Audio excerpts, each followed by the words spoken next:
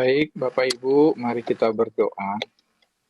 Bapa di dalam surga, kami berterima kasih atas malam hari ini kami boleh sharing, kami boleh berdiskusi mengenai firman Allah.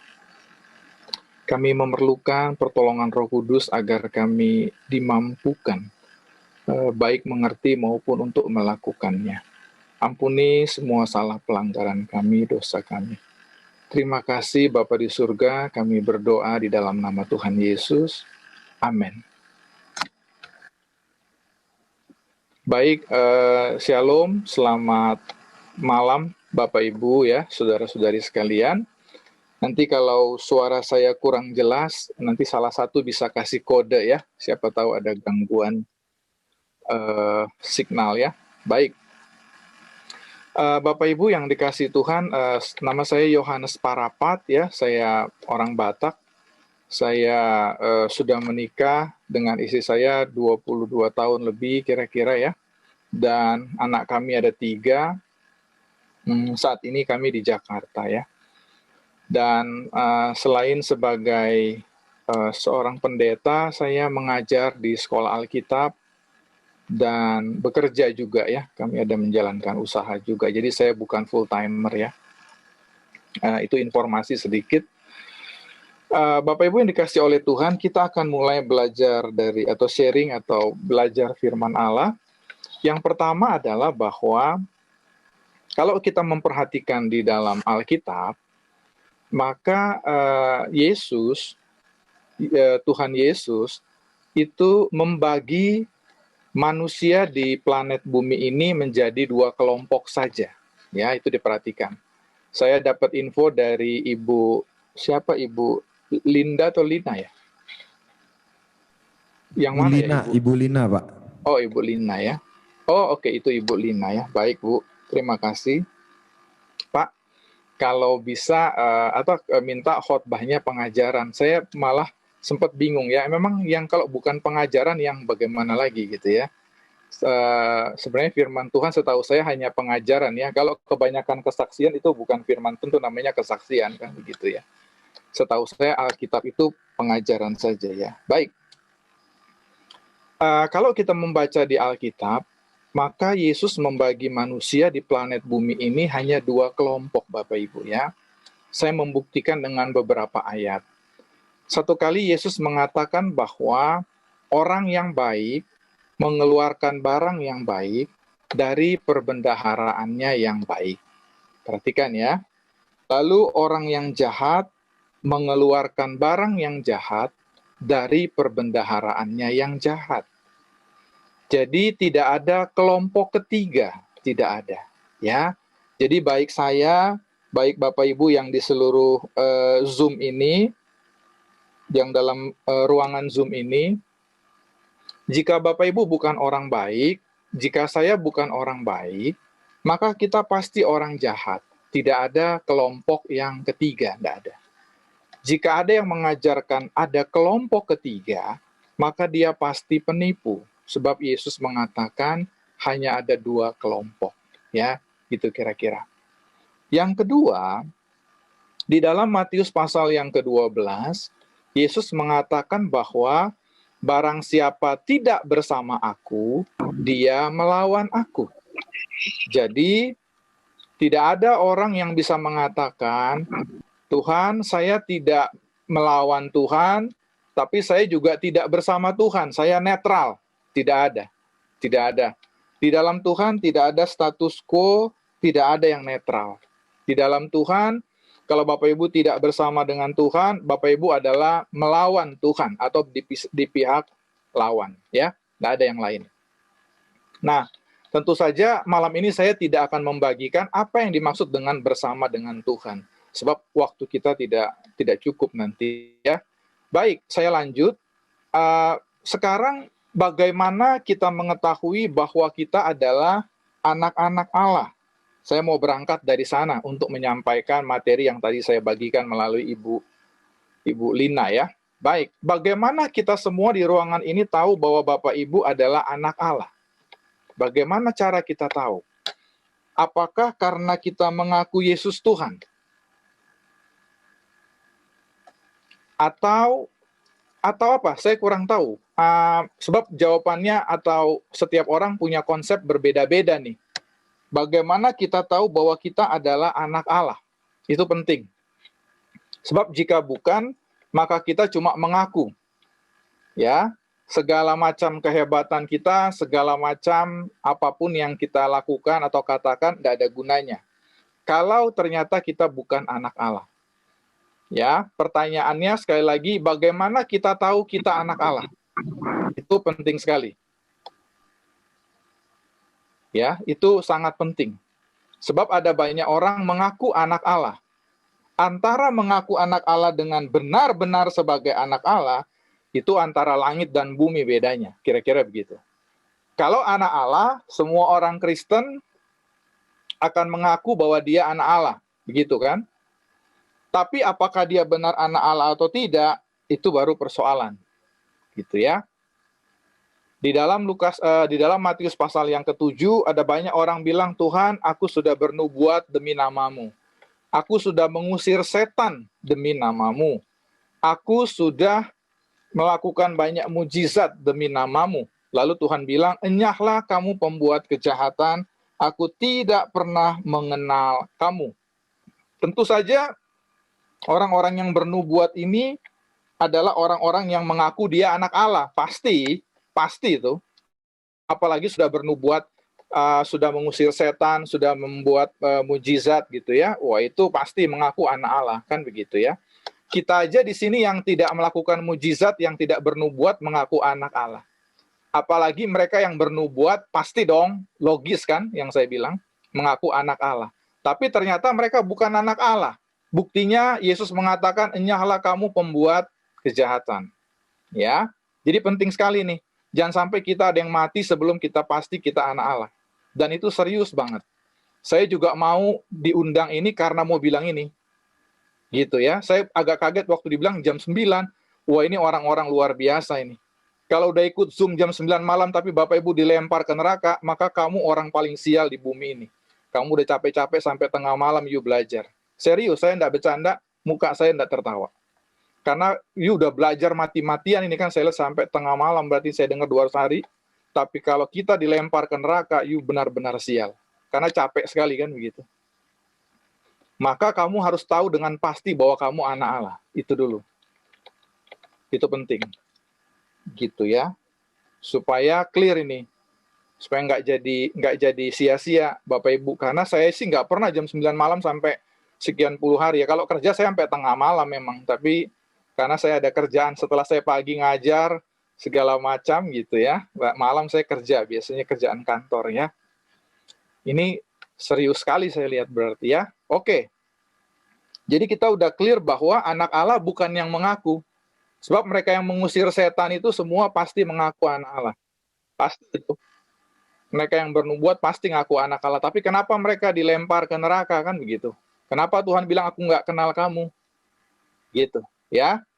Baik, Bapak Ibu yang dikasih oleh Tuhan, 1 Yohanes pasal yang ketiga,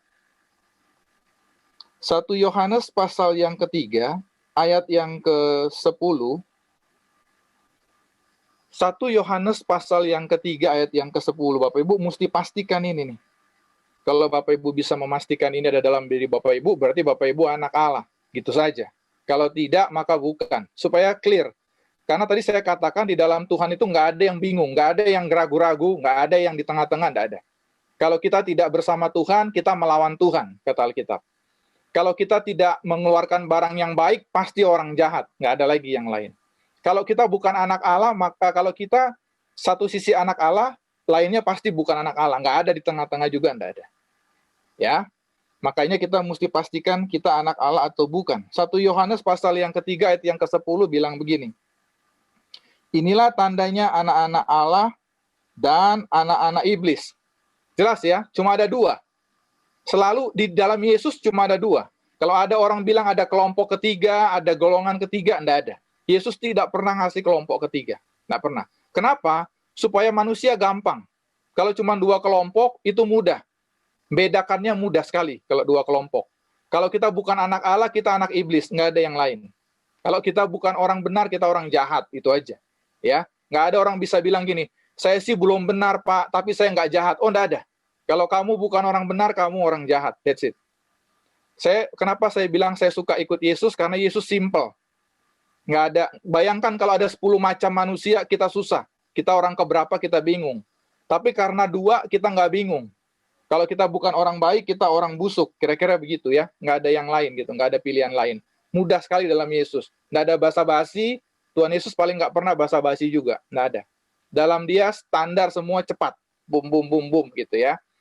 Baik, dia katakan begini di Alkitab. Inilah tandanya anak-anak Allah dan anak-anak iblis. Setiap orang yang tidak berbuat kebenaran, tidak berasal dari Allah atau bukan anak Allah. Demikian juga barang siapa yang tidak mengasihi saudaranya. Jadi ada 2 tandanya kata Alkitab. Yang pertama dia melakukan kebenaran. Yang kedua dia mengasihi saudaranya. Ya, itu aja anak Allah. Kalau dia tidak mengasihi, berarti dia bukan anak Allah. Tapi kalau dia mengasihi, berarti dia anak Allah. Gitu kira-kira kan, kata Alkitab ya. Dan kalau dia berbuat kebenaran dan mengasihi saudaranya. Kata saudara, itu dari kata Yunani adelpos. Adelpos. Jadi kata saudara sebenarnya bukan hanya saudara karena sesama ibu kandung atau bapak kandung, bukan. Ya, perhatikan. Dan yang kedua juga bukan saudara dalam Tuhan, bukan hanya itu. Kayak ini kan semua saudara dalam Tuhan, bukan juga. Bukan hanya itu. Tapi ternyata artinya saudara itu semua orang sebetulnya. Semua orang itu saudara. Begitu kira-kira maknanya. Kalau itu benar, maka itu menjadi relevan dengan topik kita pada malam hari ini, yaitu dari Lukas pasalnya yang ke-10. Mari kita mulai baca Lukas pasalnya yang ke-10. Ya, itu saya memberikan pengantar supaya kita masuknya clear. Bahwa bagaimana cara kita tahu kita anak Allah. Oh, ternyata dengan mengasihi, kata Alkitab. Kalau seseorang mengasihi sesamanya, itu berarti dia anak Allah. Itu aja kata Alkitab. Kalau orang tidak mengasihi saudaranya, sesamanya, dia bukan anak Allah. Alkitab itu simpel, saya udah berkali-kali bilang dari pertama tadi ya. Jadi kalau ada pendeta, karena Bapak Ibu saya dengar tiap hari berarti udah 280 pendeta mungkin atau berapa ratus, saya kurang tahu ya, terserah Bapak Ibu. Kemudian ada yang mengatakan ada cara lain untuk menunjukkan anak Allah, maka Alkitab berarti salah. Sebab Alkitab bilang cuma ini caranya, begitu aja. Alkitab simpel banget kok. Saya agak heran karena ada yang bilang Alkitab itu kayaknya rumit banget gitu. Mustahil Alkitab itu rumit. Berarti Allah sengaja supaya banyak orang nggak ngerti kan kira-kira gitu. Kalau dia rumit. Enggak, dia enggak rumit. Sama sekali enggak. Memang ada kata-kata yang sukar ya, yang membutuhkan pakar Alkitab. Tapi secara umum tidak. Secara umum sederhana dia. Seperti dikatakan, barang siapa yang mengasihi saudaranya lahir dari Allah. Itu mudah. Itu mudah sekali, berarti dia anak Allah. Kalau dia tidak mengasihi, bukan anak Allah. Itu saja. Jadi gampang, nggak ada sukarnya. Menurut saya tidak sukar ya. Baik. Di dalam Lukas pasal yang ke-10 ayat 25, itu adalah kisah yang salah satu yang paling terkenal di Alkitab ya. Orang Samaria yang murah hati, ya kan? Itu populer sekali, itu terkenal sekali. Ada banyak sekali orang yang mengetahuinya, ya. Bapak Ibu yang dikasihi Tuhan, saya bekerja di perusahaan tambang itu kira-kira 23 tahun. Saya ini tua di tambang gitu ya. Iya 23 tahun saya di tengah hutan kebanyakan ya, saya ninggalin istri itu sampai berbulan ya. Tahun 2017 saya memutuskan nggak mau lagi kalau banyak-banyak ninggalin istri ya, karena saya udah semakin tua juga kan gitu ya, ninggalin anak lama-lama. Nah, ketika saya bekerja di tambang, itu banyak teman saya orang bule, karena saya sebagian besar di perusahaan asing. Itu sebagian besar atau sebagian dari teman-teman saya yang orang bule ini nggak pernah ke gereja. Kadang-kadang setahun sekali, setahun 2 kali gitu ya. Kita pikir nih orang pasti dilempar ke neraka, ternyata enggak, menurut saya enggak ya. Karena bayangkan kita tiap hari ke gereja aja belum tentu masuk surga, apalagi yang setahun sekali kita pikir pasti dilempar ke neraka. Oh enggak. Ternyata enggak begitu. Pikiran itu benar-benar selain salah, bodohnya minta ampun kalau berpikirnya begitu. Itu menurut saya.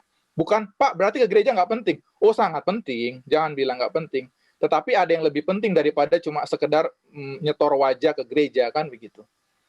Baik, nah mereka-mereka ini banyak nggak ngerti apa namanya ayat Alkitab, boro-boro dia nggak ngerti kebanyakan. Tapi dia tahu satu cerita. Hampir semua, bahkan belum pernah yang saya temukan mereka nggak tahu kisah orang Samaria yang murah hati. Tahu mereka. Entah kenapa mereka tahu. Berarti kisah ini apa ya istilahnya ya? Sampai ke telinga orang yang kita sebut kafir ya, artinya kafir yang nggak pernah ke gereja gitu ya, sampai ke telinga mereka. Makanya jangan heran kalau mereka-mereka yang apa namanya yang suka nyumbang besar ya, seperti Bill Gates, itu bukan orang Kristen, itu setidaknya nggak suka ke gereja, nggak, jarang, nggak, dia bukan pendeta, bukan majelis, bukan. Tapi mereka dengar kisah namanya orang Samaria yang murah hati, nyampe di telinga mereka. Oh, begini. Makanya yang disebut kaum filantropis itu kebanyakan nggak ke gereja itu. Cuma mereka ngerti. Kisah orang Samaria itu sampai di telinga mereka. Lalu mereka mengerjakan. Makanya mereka nggak kalau Bapak Ibu pernah baca, Bill Gates itu nyumbang uangnya pernah sampai ratusan triliun. Sementara orang Kristen ada yang pelitnya setengah mati, kan begitu. Iya kan? Tapi kemudian mengaku anak Allah. Ah, ini orang busuk. Saya kurang tahu apakah Ibu Lani sudah pernah ngasih tahu, tapi saya begini. Jadi kalau Bapak Ibu kayaknya, wah saya salah ngundang, ya saya minta maaf juga. Karena yang saya pahami cara menyampaikannya begini ya, saya mohon maaf sebelumnya ya. Karena saya nggak suka juga basa-basi. Jadi kalau orang Kristen, dia mengaku mengasihi, tapi dia anak Allah, tapi dia pelit, dia pasti bukan anak Allah. Ya, dia hanya ngaku-ngaku sebagai anak Allah. Ya, sebab anak Allah itu cirinya dia mengasihi. Itu kata Alkitab ya. Nah, kenapa saya hubungkan dengan kisah orang Samaria? Sebab kisah orang Samaria memang kisah tentang seperti itu gitu loh. Itu kisah orang Samaria ya. Nah, saya mulaikan kisahnya. Satu kali ada seorang bertanya kepada Yesus, Tuhan, dia katakan di dalam Lukas, ahli Taurat ini dia mau mencobai Yesus, kata Alkitab. Jadi memang niatnya udah jahat. Ini niatnya udah jahat dia. Karena dikatakan, pada suatu kali berilah seorang ahli Taurat untuk mencobai Yesus, katanya, Guru, apa yang harus kuperbuat untuk memperoleh hidup yang kekal? Jawab Yesus kepadanya, apa yang tertulis dalam hukum Taurat? Apa yang kau baca di sana? Jawab orang itu, kasihilah Tuhan Allahmu dengan segenap hatimu, dan dengan segenap jiwamu, dengan segenap kekuatanmu, dan dengan segenap akal budimu, dan kasihilah sesamamu manusia seperti dirimu sendiri. Kata Yesus kepadanya, jawabmu itu benar.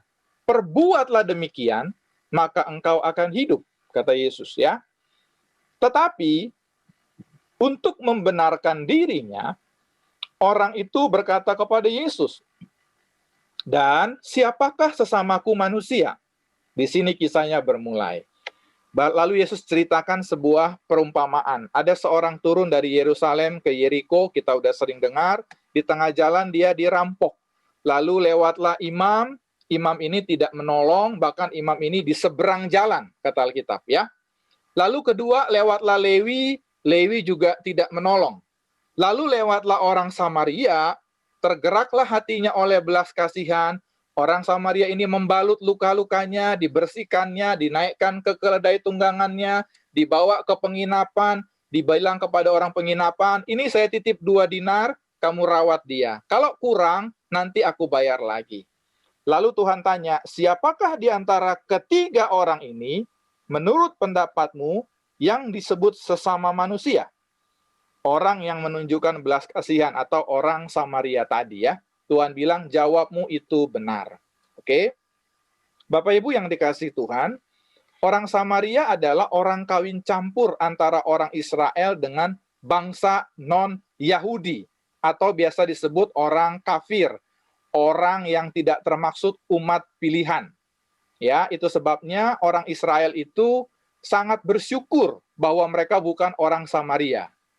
Orang Samaria itu bagi orang Israel tidak masuk hitungan, tidak akan ada masuk dalam kerajaan surga, menurut orang Yahudi.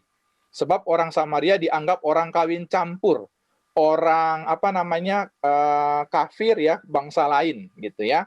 Itu sebabnya bagi orang Israel, orang Samaria itu tidak masuk dalam kerajaan surga, ya. Orang Israel itu kalau berdoa, saya bersyukur Tuhan bahwa saya orang Israel dan bukan orang Samaria. Jadi orang Samaria itu kayak semacam tidak manusia penuh di dalam pemikiran bangsa Israel, sebab nggak masuk surga. Kalau udah pasti nggak masuk surga, itu kan sama dengan bukan manusia. Ya dong, kalau manusia idealnya masih punya kemungkinan, kan begitu, masuk kerajaan surga. Nah, bagi orang Israel, orang Samaria tidak masuk hitungan.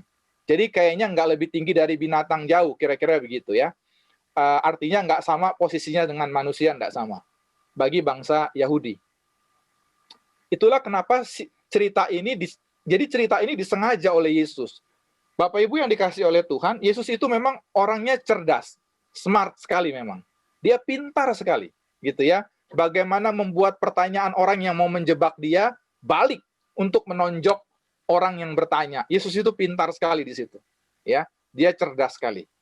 Makanya jawaban-jawabannya pintar sekali. Makanya kalau kita suka baca Alkitab, saya menjamin kita kagum. Sebab memang dia pintar sekali, Yesus. Dia kalau membuat jawaban itu membuat penanyanya bingung, nggak bisa terpojok gitu loh. Nggak bisa apa-apa. Pintar sekali dia. Makanya sukalah baca Alkitab, Bapak Ibu akan semakin kagum ya. Baik. Jadi kisah ini kalau di zaman sekarang, kira-kira begini. Lewatlah pendeta, jadi ada orang dirampok di gang sempit, gitu ya. Lalu lewat pendeta kayak saya, pendetanya enggak nolong. Makanya saya pakai diri saya aja supaya Bapak Ibu nggak perlu ada yang tersinggung, saya pakai diri saya aja. Lalu yang kedua, lewatlah aktivis gereja. Ini juga Yohanes Parapat. Lalu dia tidak menolong juga. Lalu lewatlah yang kita sebut orang kafir, yang bukan Kristen, tiba-tiba orang ini yang tolong. Itu kisah ini gitu aja. Kira-kira gitu kisahnya. Kalau di zaman hari ini gitu ya. Nah, apa yang dilakukan oleh orang Samaria ini ada 3 yang penting. Ada 3 hal yang kita harus perhatikan. Karena ini dasar daripada renungan pada malam hari ini. Yang pertama, orang Samaria ini mempertaruhkan nyawanya. Itu satu. Mengapa? Sebab orang yang dirampok ini baru aja dirampok. Artinya perampoknya logis masih di sekitar situ. Dengan dia berhenti lalu menolong orang yang dirampok, dia memiliki resiko untuk ikut dirampok. Cukup jelas ya? Cukup jelas logika ini. Ada orang baru dirampok, Bapak Ibu lewat, Bapak Ibu berhenti. Berarti Bapak Ibu punya resiko untuk juga dirampok. Sebab orang tadi baru juga dirampok. Cukup jelas kan? Cukup logis ya yang saya bilang kan? Tidak mengada-ada saya. Tidak nambahin, tidak ngurangin. Logis saja. Jelas begitu. Ya kan? Makanya kita biasanya kalau ngeliat orang dirampok di gang sempit, kita lari. Sebab kita pikir jangan-jangan perampoknya masih ada. Nanti kita dirampok. Tapi orang Samaria ini yang dianggap kafir, yang dianggap mungkin setengah binatang oleh orang Ibrani, dia yang nolong. Itu kisah ini. Gitu ya. Yang tidak dianggap oleh orang Israel, dialah yang nolong. Itu kata Alkitab. Orang Samaria ini yang tolong. Dia mempertaruhkan nyawanya. Itu jelas. Karena orang tadi baru dirampok. Sekali lagi saya ulang. Dan ditinggal kata Alkitab hampir mati. Berarti parah sekali. Dirampok hartanya, dipukulin, ditinggal. Kayak zaman sekarang lah kan banyak gitu ya. Orang dirampok, terus ada yang sampai mati, ada yang ditinggal hampir mati. Itu kan terjadi sampai hari ini ya. Nah, tiba-tiba orang ini yang tolong. Jadi yang pertama dia mempertaruhkan nyawanya. Itu dicatat. Yang kedua, ketika dia sampai di penginapan, kata Alkitab, dia ada hal lain sebetulnya, dia naikin ketunggangannya, dikasih obat dulu, itu tambahan lagi, itu kebaikan dia yang berikutnya ya. Tapi saya nggak singgung itu. Itu oke lah, itu juga. Yang kedua, ketika sampai di penginapan, dia bilang sama yang penginapan, saya titip 2 dinar, kamu rawat dia, nanti kalau kurang, perhatikan dia bilang begini ya, perhatikan Bapak Ibu, Alkitab bilang gini, berapa saja yang kau belanjakan, ku ganti. Kepada siapa dia berikannya? Kepada yang dia tidak kenal. Itu ingat itu baik-baik. Itu kisah ini begitu artinya. Maka tadi saya bilang, orang yang tidak pernah ke gereja di luar sana tahu kisah ini, tahu makna kisah ini. Jadi orang yang dia tidak kenal, bahkan yang menganggap dia setengah binatang atau bukan manusia penuh, itu yang dia tolong. Ya. Jadi yang kedua, dia korbankan hartanya. Betul kan saya? Saya tidak menambahin, saya tidak mengurangi. Dia korbankan hartanya. Berapa dia bilang? Berapa saja yang kau belanjakan, ku ganti. Yang ketiga, supaya kita clear kisah ini gitu ya. Mengapa kisah ini sangat terkenal di seluruh planet bumi di antara orang-orang yang dianggap kafir, tapi yang melakukan banyak kebaikan. Yang ketiga, tadi saya sudah singgung sebetulnya. Dia menolong orang yang bahkan memusuhi dia, atau tidak menganggap dia manusia. Itu yang dia tolong. Itu yang dia tolong. Kalau kita nolong orang yang baik, oh itu mudah, kata Alkitab itu mudah. Roma pasal yang kelima bilang, untuk orang yang baik, ada orang berani mati, ada. Misalnya keluarga saya ada ditolong orang, istri saya, anak-anak saya diselamatkan, nyawa saya pun saya kasih buat dia, itu biasa. Tapi kalau ada orang menganggap saya binatang atau setengah manusia, setengah bukan, saya tolong dia, itu hebat.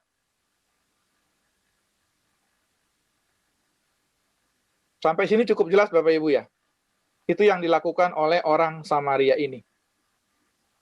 Jadi orang Samaria ini sudah memenuhi yang disebut dengan mengasihi sesama. Dia termasuk orang yang anak Allah, sebab dia membuktikan dia mengasihi saudara dan mengasihi sesama seperti dirinya sendiri. Dah. Pernah ada orang yang mengatakan kepada saya begini sebelum nanti kalau Bapak Ibu ada mau bertanya, saya kasih tahu duluan, ada yang pernah bertanya begini. Pak Pendeta, kalau cuman begitu mudah Pak Pendeta. Maka kemudian saya tanya, kalau itu mudah, beritahu saya siapa yang pernah melakukannya. Kalau suara saya cukup jelas ke Bapak Ibu, saya bertanya hal yang sama. Siapa di antara kita yang sudah pernah melakukan hal seperti itu?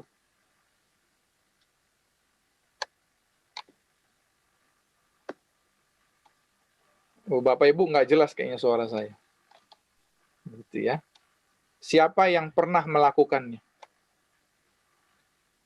Nggak berani jawab kayaknya Pak. Iya, saya juga nggak pernah soalnya. Makanya saya mesti bilang apa adanya kepada Bapak Ibu. Nggak usah takut. Iya, saya juga tidak pernah mengaku-ngaku anak Allah. Enggak. Saya menyadari bahwa standar anak Allah itu berbeda dengan yang dipahami banyak orang. Kebanyakan orang kalau dia udah nyanyi sambil nangis-nangis, dia pikir dia anak Allah. Oh, enggak ada hubungannya itu. Dia boleh nangis sampai jungkir balik, enggak ada gunanya. Saya mesti beritahu, jika tidak hidup mengasihi sesama, enggak ada. Tidak ada gunanya. Saya ingin beritahu, tidak ada. Makanya saya bilang jangan capek-capek, kasihan juga Bapak Ibu. Supaya clear gitu ya, apa kata Alkitab. Saya tidak ngambil di luar Alkitab, enggak. Saya tidak akan nambahkan di luar Alkitab, enggak akan. Apa yang ayat tadi kita baca saja. Begitu, saya enggak nambahin, saya enggak ngurangin. Enggak. Karena tadi saya bilang dia mempertaruhkan nyawanya, itu sudah saya buktikan dengan kisah yang logis, logika yang logis ya. Yang kedua, dia mengorbankan hartanya, itu ditulis oleh Alkitab, langsung ditulis, dikatakan bahwa berapa saja kau belanjakan, ku ganti. Lalu yang ketiga, yang dia tolong adalah orang yang tidak menganggap dia manusia seperti dirinya sendiri. Itu dia. Lalu Tuhan bilang, katamu itu benar, perbuatlah demikian, maka kau hidup. Gitu kata Yesus. Makanya Bapak Ibu sebetulnya kita harus jujur bahwa anak Allah itu memang nggak banyak.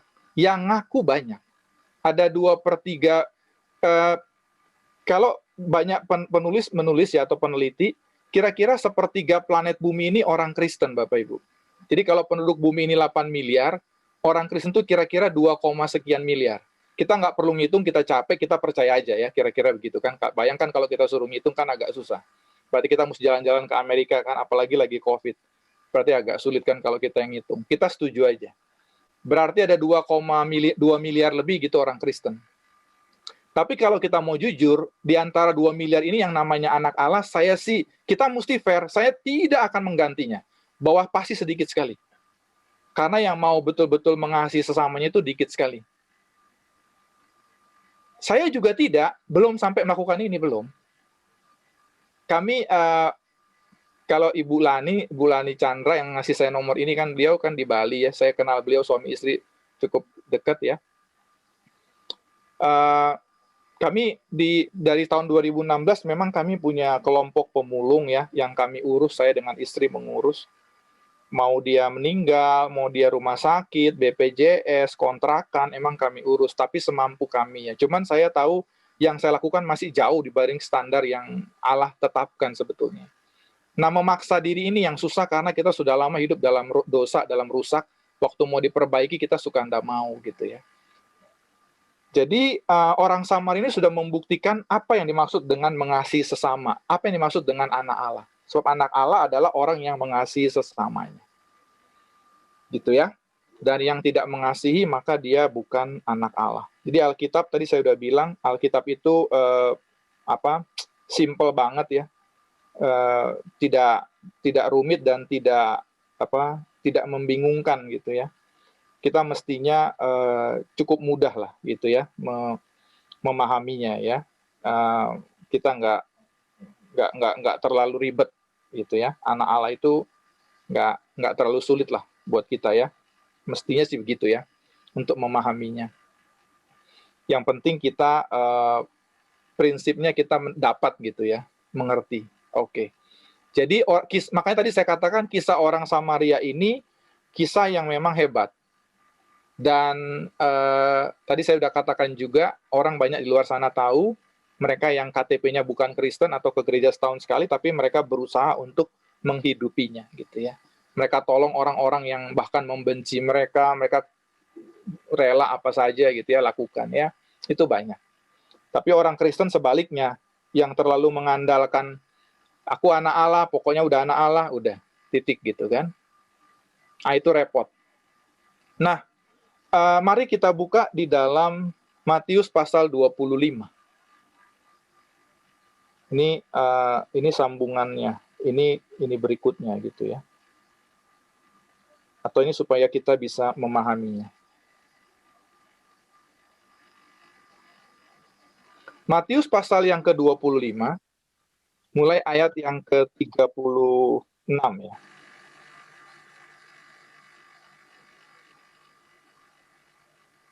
Kita udah sering membacanya.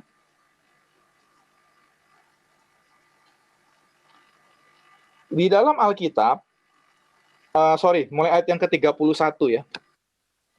Di dalam Matius pasal 25 ayat 31, kita sudah sering mendengar istilah Tuhan memisahkan antara orang-orang yang diilustrasikan sebagai domba dengan orang-orang yang diilustrasikan sebagai kambing. Kita sudah sering mendengarnya. Tapi apakah kita pernah membaca dengan pelan-pelan? Malam hari ini kita coba untuk diskusikannya. Baik. Alkitab bilang begini, ketika anak manusia itu datang, ini bicara akhir zaman, penghakiman terakhir, lalu bangsa-bangsa dikumpulkan, semua orang dikumpulin, kata Alkitab. Lalu Tuhan pisahkan, kata Alkitab. Ya, kelompok yang pertama Tuhan bilang begini, perhatikan baik-baik saya ya, Bapak Ibu baca Alkitabnya nanti saja, sebab Bapak Ibu perlu konsentrasi sama saya. Yesus bilang begini kisahnya, saya ringkas saja kisahnya, Bapak Ibu nanti baca lagi setelah ini justru ya, tolong. Yang pertama Tuhan bilang bahwa ketika aku sakit, kamu kunjungi aku. Ketika aku lapar, kamu kasih aku makan. Ketika aku haus, kamu kasih aku minum. Ketika aku tidak punya baju, kamu kasih baju. Ketika aku di penjara, kamu kunjungi aku. Ketika aku sakit, kamu kunjungi aku. Terus orang-orang ini bilang begini, Tuhan, kapan kami lihat Tuhan sakit? Kapan kami lihat Tuhan nggak punya makan? Kapan kami lihat Tuhan telanjang? Lalu Tuhan bilang, ketika kamu melakukannya untuk saudaraku yang paling hina ini, kamu melakukannya untuk aku. Kelompok kedua, Tuhan bilang begini, enyahlah kamu orang-orang terkutuk. Itu yang disebut dengan kambing. Kalimat Yesus begini bilangnya, enyahlah kamu orang-orang terkutuk. Bagaimana mereka terkutuk? Tuhan kasih tahu alasannya. Waktu aku lapar, kamu nggak kasih makan. Waktu aku haus, kamu nggak kasih minum. Waktu aku telanjang, kamu nggak kasih baju. Waktu aku di penjara, kamu nggak kunjungi aku. Jadi, orang-orang ini menjadi terkutuk perhatikan saya baik-baik, menjadi terkutuk atau disebut Yesus terkutuk bukan karena pezina, bukan. Bukan karena membunuh, bukan. Bukan karena korupsi, bukan. Nggak ada ayatnya. Mereka dikatakan Yesus terkutuk karena tidak mengasihi sesamanya. Itu dia. Itu jawabannya. Jadi bagaimana seseorang menjadi terkutuk, bagaimana saya menjadi terkutuk, bagaimana Bapak Ibu bisa menjadi terkutuk, bagaimana saya bisa menjadi terkutuk apabila kita tidak mengasihi sesama. Itu saja jawabannya. Makanya ini ngeri sekali, tidak menolong sesama itu bukan cuma jahat, terkutuk di mata Yesus. Terkutuk. Kalimat Yesus langsung bukan kata saya. Enyahlah kamu orang terkutuk. Bukan pezina. Karena dalam Matius 25 ayat 31 nggak ada tentang pezina, nggak ada pembunuh, nggak ada. Nggak ada. Cuma orang-orang ini nggak menolong sesama aja. Itu aja. Waktu orang butuh pertolongan nggak ditolong. Itu aja. Simple. Gitu ya. Jadi bukan, sekali lagi bukan perampok, bukan pembunuh, bukan pezina. Ada satu prinsip membaca Alkitab, Bapak Ibu saya beritahukan. Kalau kita membaca Alkitab dalam sebuah perikop atau dalam sebuah bagian, tidak boleh kita menambahkan sesuatu yang tidak ada. Itu tidak boleh. Misalnya begini, kayak tadi Matius 20, misalnya kita bilang gini, Pak, tadi para orang-orang itu orang-orang pezina. Itu tidak boleh. Sebab ayatnya nggak ada bilang begitu. Cukup jelas ya, nggak boleh ditambahin. Nggak boleh, itu namanya ngarang. Nggak boleh. Pokoknya mereka begitu ada orang butuh pertolongan, mereka nggak tolong. Itu aja kata Alkitab. Nggak ada yang lain. Nggak ada. Kita nggak bisa bilang mereka pezina, pembunuh. Nggak ada. Itu jahat. Karena ayatnya nggak ada bilang begitu soalnya. Pokoknya mereka nggak mengasihi, nggak menolong sesama. Hari ini kita tahu kenapa orang dilempar ke neraka, alasannya satu. Mereka nggak mengasihi sesama. Pelajaran hari ini itu aja sebetulnya. Itu aja. Kita pintar khotbah, kita pintar nyanyi, pintar apa saja, tidak ada gunanya. Kalau kita tidak mengasihi sesama, tidak ada gunanya memang. Jadi tanda orang itu anak Allah, sudah dilahirkan baru, sudah menerima keselamatan, maka dia akan mengasihi sesamanya. Jadi mengasihi sesama itu bukan dalam rangka mendapatkan keselamatan, bukan. Sebab keselamatan kita memang pemberian Allah. Disebut oleh Paulus namanya kasih karunia. Efesus pasal yang kedua. Karena kasih karunia kamu diselamatkan. Itu pemberian Allah. Betul, keselamatan kita itu pemberian Allah. Betul, 100% pasti. Yesus berkorban di kayu salib, lalu kita diberikan keselamatan. Gitu. Itu pemberian Allah. Bukan perbuatan baik kita. Bukan. Tapi kenapa kita mengasihi sesama? Itu sebagai tanda, sebagai bukti bahwa kita telah dilahirkan baru. Begitu. Jadi bukan dalam rangka mendapatkan keselamatan, tapi sebagai tanda, sebagai bukti bahwa kita telah menerima keselamatan. Seseorang yang menerima keselamatan, kata Alkitab, dia diberikan Roh Kudus, Efesus 1 ayat 13, lalu diberikan kuasa menjadi anak Allah, diberikan kemampuan. Kemampuan itu membuat seseorang menjadi mampu mengasihi. Itu maksudnya. Jadi itu merupakan akibat.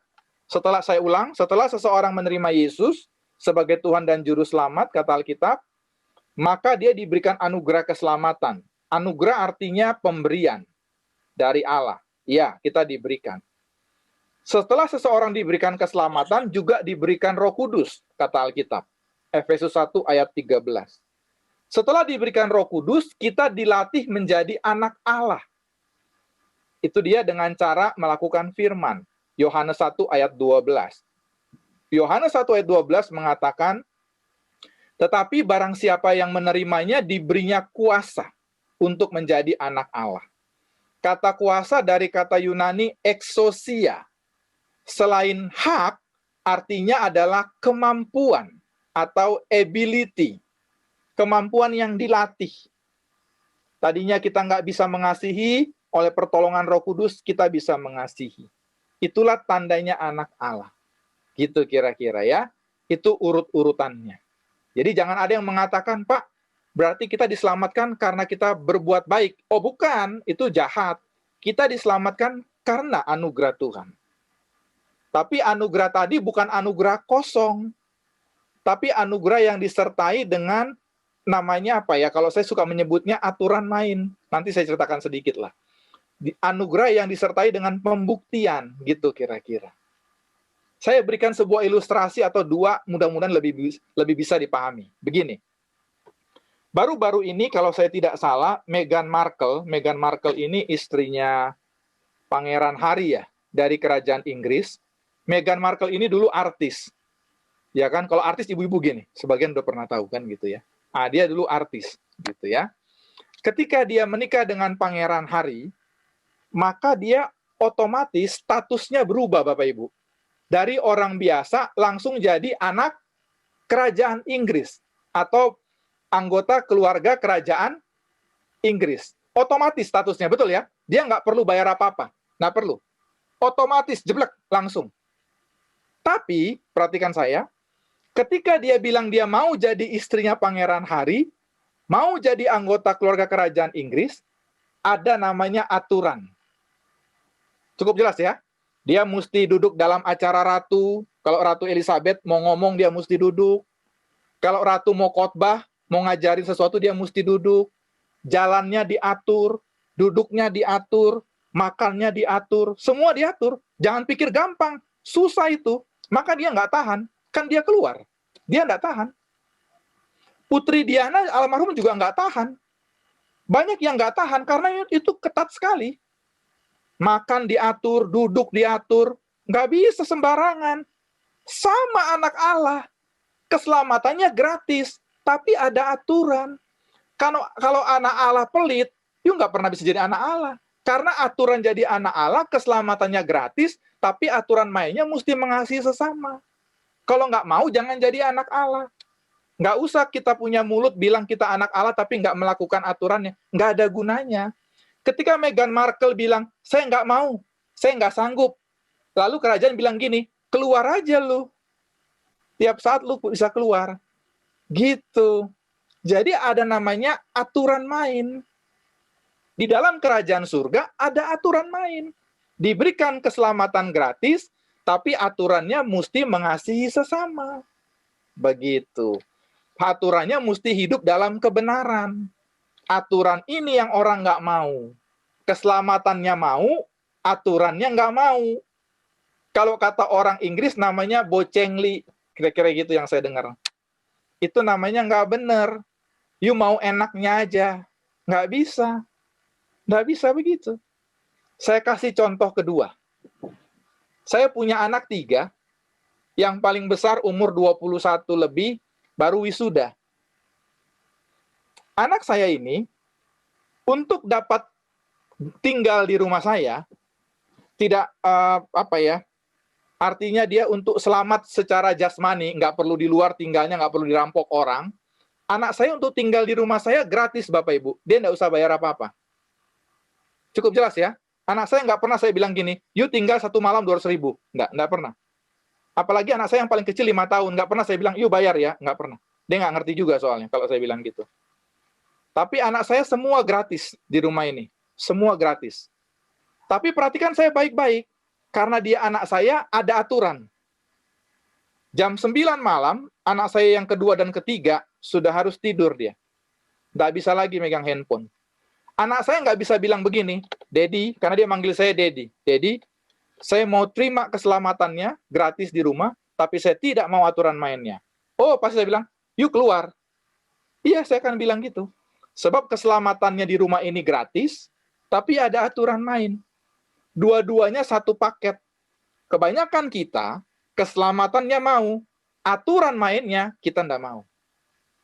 Minimal kita nggak lakukan. Karena aturan mainnya apa tadi? Hidup dalam kebenaran dan mengasihi sesama. Begitu kata Alkitab. Itu yang kita nggak mau. Nah, bagaimana standar mengasihi sesama? Sudah saya sampaikan tadi. Gitu ya. Jadi saya akan menutup penjelasan saya dengan mau bilang begini. Kalau seseorang itu nanti ditemukan di neraka, perhatikan saya baik-baik, Sebab ini penting, makanya saya mau malam hari ini dengan terhormat, saya merasa terhormat diundang, saya mau sekali. Karena saya mau bilang ini, kalau nanti ada orang ditemukan di neraka, bukan karena dia membunuh, mencuri, berzina saja, bukan. Tapi karena dia tidak mengasihi sesamanya. Dia pelit. Kebanyakan orang Kristen begitulah hidupnya. Dengan ngomong begini, saya tidak akan memberikan Bapak Ibu nomor rekening supaya Bapak Ibu nyumbang saya. Oh enggak, 1 rupiah pun tidak. Dan tidak diterima juga. Saya cuma mau nyampein aja. Karena Bapak Ibu punya orang yang Bapak Ibu perlu tolong. Bapak Ibu punya masing-masing. Gitu ya. Bapak Ibu punya orang untuk Bapak Ibu tunjukkan kasihmu kepada sesama. Bapak Ibu punya. Urus aja mereka. Gitu kira-kira. Untuk membuktikan bahwa dalam diri kamu ada keselamatan. Gitu kira-kira. Dan itu bukan 1-2 kali loh. Itu bicara tentang terus-menerus. Karena memang mengasihi sesama itu bukan hari ini mengasihi, besok nggak mengasihi. Oh bukan. Bukan begitu maksudnya. Kalau begitu mah semua orang bisa. Tapi yang disebut dengan mengasihi menjadi ciri, menjadi gaya hidup. Begitu ya. Gitu. Itu buktinya. Itu kenapa disebut keselamatan itu soal pembuktian, bukan soal pengakuan. Kebanyakan orang berpikir keselamatan itu pengakuan. Percaya Yesus Tuhan. Ya kan, kalau KKR dipanggil maju ke depan, ditumpangi tangan, ada yang sampai jatuh, betul ya? Ada yang sampai teriak-teriak, wah gitu kan? Ada yang sampai muntah-muntah Bapak Ibu. Betul ya? Ada yang sampai muntah-muntah kan? Karena saya juga dulu melakukan begitu. Dan saya pernah cium muntahnya bau banget semua. Belum pernah saya cium muntahnya wangi, belum pernah. Bau semua. Semua saya cium bau. 1 tahun kemudian, diadakan KKR lagi, yang maju siapa? Yang tadi lagi. Iya. Nangis-nangis lagi. Saya pikir kasihan banget. Nangis bolak-balik dilempar ke neraka juga kan kasihan. Mendingan nggak usah kan gitu ya. Sebab orang bertobat itu Bapak Ibu bukan cuma sekedar berhenti berbuat dosa. Bertobat itu berbalik, pindah. Dari tadinya tidak mengasihi menjadi mengasihi, itu namanya bertobat. Itu artinya salah satu bertobat. Tadinya tidak mengasihi sesama, lalu mengasihi sesama. Itu namanya bertobat. Tentu saja berhenti berbuat dosa juga, tapi berbalik itu juga maksudnya. Gitu ya. Jadi bukan sekedar nggak maling, nggak nyuri, nggak berzina. Oh bukan. Kalau gitu orang di luar sana lebih hebat dari kita. Tapi mengasihi sesama itu artinya, Alkitab mengatakan, kita pun rela menyerahkan nyawa kita untuk saudara-saudara kita. Itu maksudnya mengasihi sesama. Jadi saya berharap Bapak Ibu, saya benar-benar setuju, jujur saya kagum. 200 hari terus-menerus, tapi Bapak Ibu jangan sampai sia-sia. Saya cuma mengingatkan begitu. Jangan sampai kemudian habis begitu meninggal tetap ditolak Tuhan. Makanya itu bilang, kamu sialnya minta ampun, sialnya double. Udah capek-capek tiap malam. Gitu. Maka tadi dari awal saya katakan Alkitab itu simple banget, sederhana banget. Yang saya pahami begitu. Karena saya dengar di sini ada teman-teman saya yang sudah pernah menyampaikan renungan ya, termasuk katanya Bang Ruli, betul ya? Pak Ruli Simorangkir atau siapa, itu sahabat saya. Tadi saya baru teleponan juga. Saya seperti beliau, saya juga sudah menyelesaikan sekolah Alkitab saya sampai tingkat terakhir sudah. Saya belajar sungguh-sungguh Alkitab. Maka saya berani mengatakan Alkitab setahu saya simple. Ya, simple, nggak sulit. Yang buat sulit kebanyakan orang kayak saya gitu, ke teolog, supaya diundang terus kan begitu. Dibuat sukar supaya Bapak Ibu jadi kayaknya kagum-kagum gitu kan. Iya, tapi menurut saya enggak begitu. Alkitab simpel aja. Kalau mau menjadi anak Allah, buktikan aja. Mau jadi anak Allah. Kalau enggak tertarik, enggak masalah juga. Iya kan? Tapi tidak bisa jadi anak Allah itu cukup dengan mengaku Yesus Tuhan, nggak bunuh, nggak berzina. Oh, nggak bisa. Alkitab nggak bilang begitu. Alkitab bilang begini, anak Allah adalah mereka yang melakukan kebenaran dan mengasihi sesama. Tadi ayatnya bilang begitu. Begitu ayatnya bilang. Jadi ada 2. Ya, makanya tadi saya katakan ternyata orang-orang disebut terkutuk oleh Yesus bukan membunuh, mencuri, berzina, bukan. Di dalam konteks Matius 25 ya, dalam konteks Matius 25, Disebut Yesus terkutuk ketika mereka tidak mengasihi sesamanya. Ada yang sakit, nggak ditolong. Ada yang pernah sama tanya saya gini, Pak, kita mau nolong tapi kita takut, Pak. Sebenarnya dia nanti takutnya uangnya dipakai untuk yang lain. Itu sebenarnya kan pertanyaannya, saya minta maaf ya sebelum ditanya, itu pertanyaan sebenarnya basi. Pertanyaannya bukan soal dia, sebenarnya soal kita. Kalau emang kita niatnya mau mengasihi, Tuhan juga tahu. Tapi karena kita takut dia gunakan untuk yang salah, ya kita tolong kepada orang yang lain. Ya itu nggak perlu dijadikan bahan perdebatan sebetulnya ya. Tapi sebenarnya kalau orang pelit aja, nggak usah pakai ngeles-ngeles, itu maksud saya gitu ya. Kalau emang pelit, akui saja pelit. Nggak perlu pakai basa-basi juga nggak usah. Iya kan, nggak perlu juga soalnya. Kalau emang nggak pelit, buktiin aja nggak pelit. Ya, mengasihi sesama, tolong yang bisa ditolong. Buktikan kita anak Allah. Karena anak Allah itu sesuatu yang agung, yang hebat, itu yang luar biasa itu. Gitu ya. Dan itu memang saya bilang tadi nggak banyak Bapak Ibu ya. Saya akan tutup dengan satu ayat, Matius pasalnya yang ke-7. Tolong satu orang baca di antara Bapak Ibu ayat 13 dan 14. Silakan dibaca. Matius pasal 7 ya Pak ya?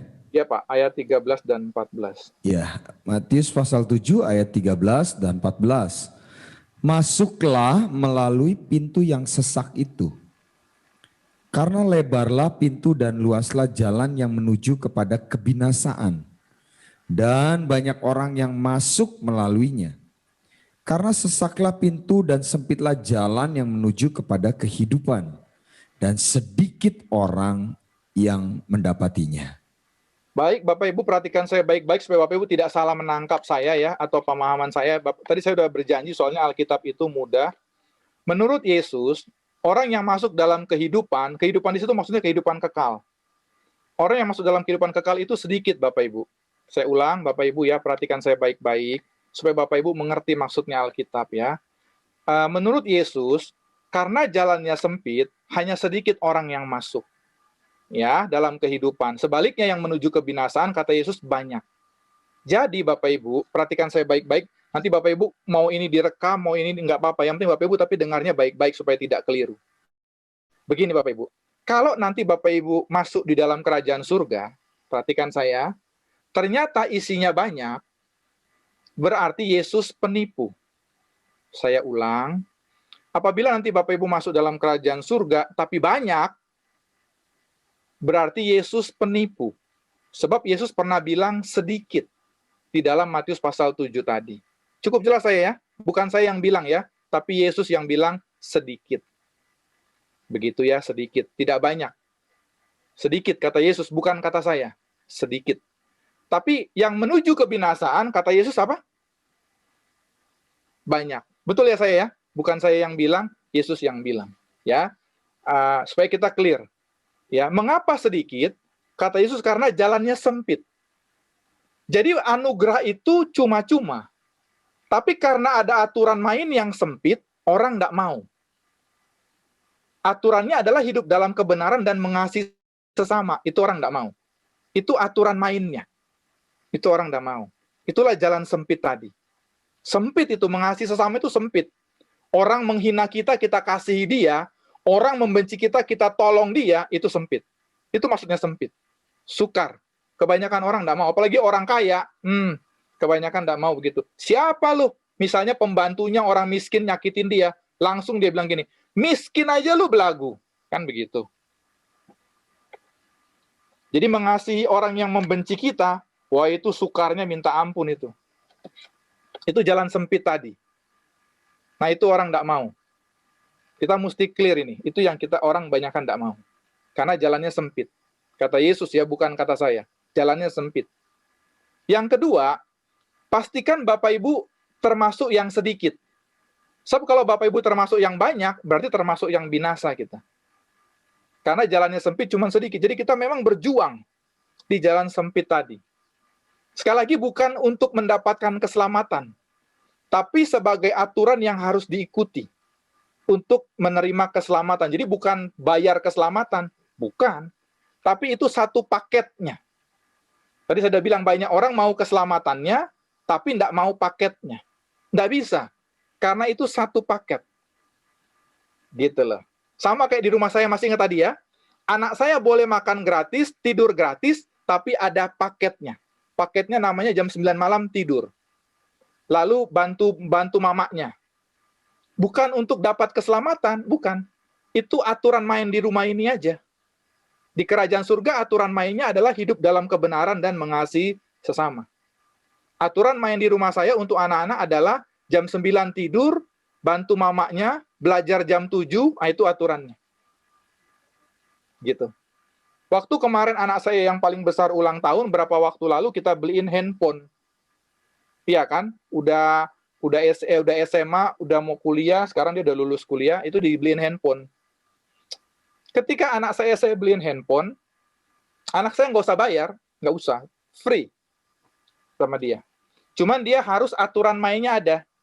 Dia jam 10 malam dimatikan, lalu tiap hari saya mau minta lihat, harus bisa dilihat barangnya.